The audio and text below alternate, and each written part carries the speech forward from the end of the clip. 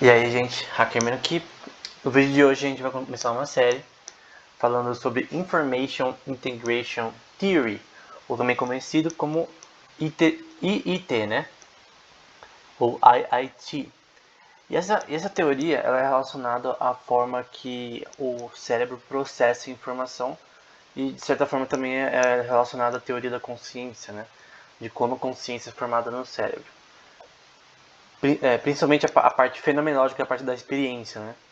Por exemplo, você vai jogar futebol, basquete, assistir um filme, aquilo é uma experiência. Você experiencia aquilo. Você como um todo, né, seu cérebro experiencia aquilo. Se você for ir para o lado um pouco mais metafísico, até sua alma e seu espírito experienciam aquilo, né? Embora a Information Integration Theory ela é materialista, né? Ela não acredita na alma nem no espírito, embora eu acredite. E aqui a gente não vai começar com um artigo original sobre esse assunto. O artigo original é de 2003, 2004, se não me engano, na verdade. Acho que é Tononi o nome dele, o sobrenome do cara de um dos caras que começaram essa teoria. Embora outros antes dele começaram de uma forma um pouco mais primitiva, como Christopher Koch e Francis Crick. E do Christopher Koch eu já fiz no canal, né? Então não vou fazer de novo. Mas no próximo a gente vai fazer aquele lá de 2004 e os artigos mais antigos.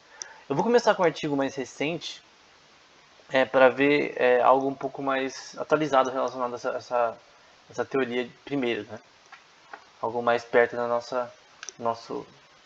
nossos dias, né? Porque em questão de pesquisa, determinados assuntos, como esse que é um pouco relacionado também à ciência da computação um pouco, na parte matemática, né? Você vai ter um problema que, tipo, coisas que foram publicadas no ano 2000, às vezes não são úteis, muito úteis assim agora, dependendo do artigo, né? Claro que isso não aplica para todos os assuntos. Mas a gente vai pegar algo mais atualizado primeiro. E aqui na introdução, eles vão falar que a teoria da integração da informação é uma teoria da consciência que foi originalmente formulada e ainda é expressada de forma padrão, né, em termos de interpretações. Aqui é um ponto importante: interpretações controversas na sua base ontológica e epistemológica. Então, o objetivo do artigo ele vai dar mais aqui, que a interpretação padrão, que é relacionada à integração da informação, se chama panpsiquismo, que eu não vou falar por enquanto nesse vídeo, mas no sentido que eles estão dando aqui, vai dizer que a consciência como um todo é fundamental, intrínseca e eu não sei como traduzir pervasive, mas enfim. Mas na verdade, o artigo que eles estão escrevendo aqui, eles vão ir na direção contrária a esse termo, a panpsiquismo e a teoria original da integração da informação. Então eles vão meio que modificar um pouco e eles vão chamar aqui uma interpretação neural dessa teoria, né? Então basicamente isso que estou dizendo é que a teoria original ela é meio ela não tem tantos dados assim na questão mais lógica e científica, talvez. E ela deveria ser reformulada por causa disso. Porque tem muito achismo dentro dela, né? Achismo não é a palavra correta, é muita conjectura, né? Porque conjectura você pega, sei lá, dados específicos sobre a mente, por exemplo, e você fala, eu acho que é isso. Mas esse acho, ele não tem base científica suficiente. Então, talvez a teoria ela fosse muito assim imatura no começo. A gente vai ver mais pra frente. Então, ele vai dizer aqui de um exemplo mais recente, né, sobre essa teoria, né? Então é isso que eles querem dar. E vai citar aí o criador, né, que é o Giulio Tononi, né, do artigo 2004 que a gente vai ver depois. Então, mas mesmo as teorias mais recentes, né, relacionadas a esse assunto, elas realmente têm dependido muito do trabalho do Tononi, né, a respeito dessa teoria. Então ainda tem muitas coisas que talvez deveriam mudar relacionadas a ela, conforme a gente vai ver. E ele vai citar aqui relacionado à pesquisa na física quântica, né? Eu não vou falar muito relacionado a esse assunto por enquanto, mas da questão da interpretação de Copenhague da física quântica, né? Então, ele vai dizer que, relacionado a essa teoria, quando a teoria quântica começou, lá com Maxwell, não, Maxwell não, com Planck, né? Primeiramente Planck, embora as equações de Maxwell foram importantes, lá com Max Planck, quando ele descobriu aquela constante relacionada à teoria da radiação, né? Que depois Einstein, em 1905, falando nisso, a gente tem que fazer vídeo sobre esse assunto, né? Eu fiz muito pouco no canal, bem no começo do canal. Então depois Einstein, ele escreveu vários artigos, tipo, não só um ou dois, ele escreveu tipo mais de 5, mais de 6 artigos muito bem escritos sobre a teoria da radiação, falando sobre a constante de Planck e usando ela para determinar uma teoria da radiação que originou, né? A teoria da radiação originou a física quântica, né? E aí com o tempo isso daí foi evoluindo, até aparecer essa interpretação de Copenhague, entre outras interpretações da computação da física quântica, né? E a maioria, as duas principais assim, elas meio que se diferiam na questão de como as moléculas, por exemplo, vamos supor que a gente tem duas partículas separadas, eles diferiam relacionado a uma propriedade chamada superposição e entanglement, que é quando as moléculas estão ligadas por uma coisa que chama entanglement. E basicamente ele vai tentar dizer o que aconteceu na física quântica especificamente, é um aprendizado para a gente na questão da teoria da integração da informação. Porque ele vai dizer aqui, né, que desde os anos 50, né, a teoria a teoria relacionada à física quântica, né, teve a sua interpretação ortodoxa mudada com o tempo. Então, com o tempo, mudou totalmente, na verdade.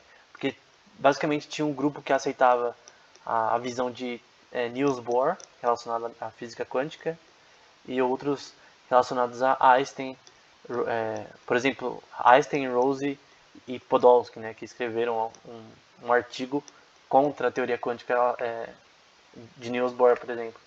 E com o tempo, depois de muitos experimentos, tipo muitos mesmo, com a ajuda de um artigo de John Bell, se não me engano,